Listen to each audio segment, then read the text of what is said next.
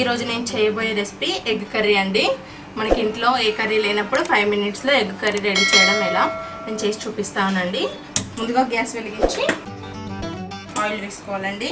Oil heat అయిందండి. కొద్దిగా జీలకర్ర వేసుకోవాలి. కొంచెం జీలకర్ర వేగాక ఆనియన్స్ వేసుకోవాలి.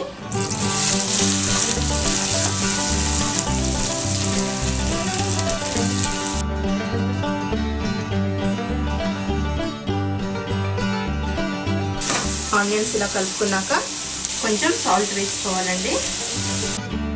ఆనియన్స్ త్వరగా మగ్గుతాయి కొద్దిగా సాల్ట్ వేసుకుంటే.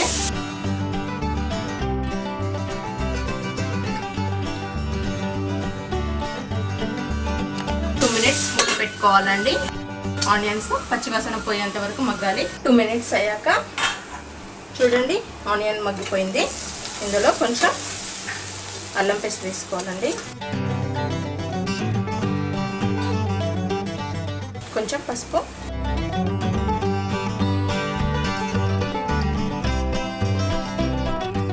కారం వేసుకోవాలి. 3 టేబుల్ స్పూన్స్ కారం. కారం ఎక్కువగా తినేవాళ్ళు ఎక్కువగా వేసుకోండి. మేము ఇంతకుముందు కొంచెం ఉప్పు వేసుకున్నాం కదా అండి. ఆనియన్స్ మగ్గడానికి ఇంకో 1 టేబుల్ స్పూన్ సాల్ట్ వేసుకోవాలి. బాగా కలిపి ఉప్పు కారం పసుపు అంతా ఆనియన్స్కి పట్టేలాగా మళ్ళీ 2 మినిట్స్ మూత పెట్టుకోవాలి. 2 మినిట్స్ అయినాక సరే మూత తీసి కలుపుకోవాలండి. చూడండి ఇలా కారం ఉప్పు పసుపు ఆనియన్స్ చక్కగా ఉడికిపోయాయి. ఇందులో కొన్ని వాటర్ వేసుకోవాలండి. 1 టీ గ్లాస్ సరిపోతాయి వాటర్. జస్ట్ ఈ ఆనియన్ మునిగేంత వరకు అండి.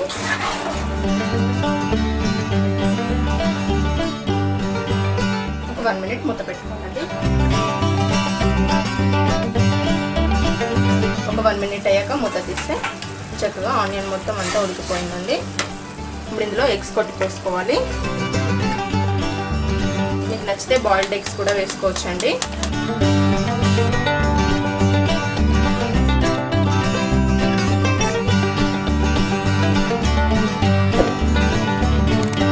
ఒక 2 సెకండ్స్ మూత పెట్టుకోవాలి.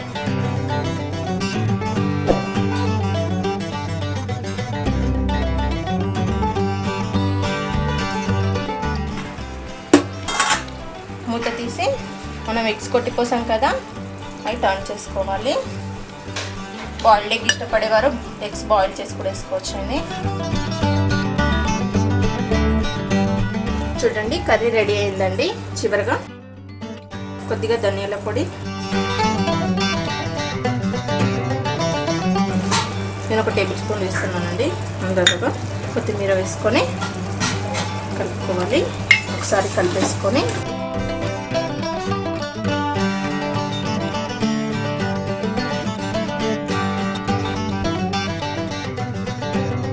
మూత పెట్టుకొని గ్యాస్ బంద్ చేయాలండి.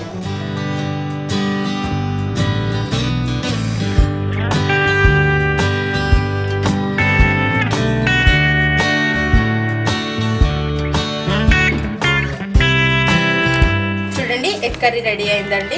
ఇంట్లో ఏ కర్రీ లేనప్పుడు మీరు ఇన్స్టెంట్గా అప్పటికప్పుడు రెడీ చేసుకోవచ్చు అండి. కేవలం 5 నిమిషాల టైం మాత్రమే పట్టిద్దండి.